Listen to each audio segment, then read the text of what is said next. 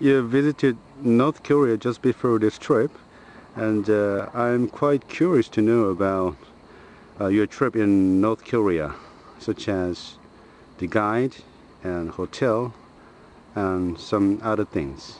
Could you tell me about the guide you had in North Korea first?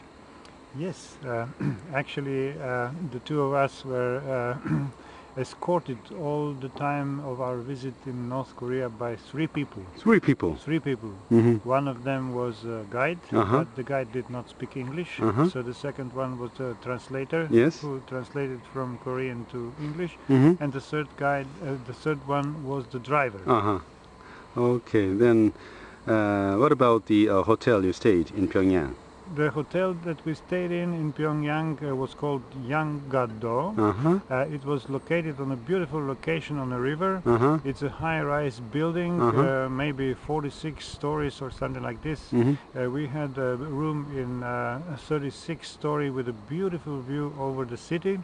So this was the best part of the hotel. But I must say that the hotel was quite comfortable. So it was not really a luxury hotel, but quite comfortable, so no complaints about the hotel whatsoever, except maybe the breakfast was a little bit meager for a Westerner's expectations. Did you see the event which they call Rirang mass game? Yes, we did. The first evening that when we arrived to Pyongyang, we went to this event. I must say that it's extremely expensive for Westerners to attend this event. How much was it? We paid $150 per person for this event. But it is certainly a very interesting event. How long did it take? It takes about 1.5 hours. It's composed of different scenes, but most of those scenes probably represent things that are important to North Koreans, starting with history, but more or less recent things.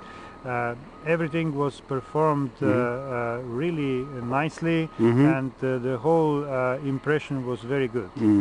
And could you tell me once again about your interesting souvenir that was, maybe you told me that there was a snake inside a bottle. Oh yes, we came across this souvenir quite incidentally when we were visiting an institute which propagates the two national flowers of Korea, the Kim Il-sungya and the Kim Jong-ilya. Yes. And they have a small shop with souvenirs where we have discovered bottles of spirit with an adder inside.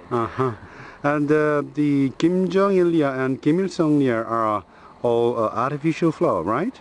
No, I would not call them artificial flower. They are varieties of known either orchids or begonias that were brought to life by one Indonesian scientist, and the other one was Japanese. Yes.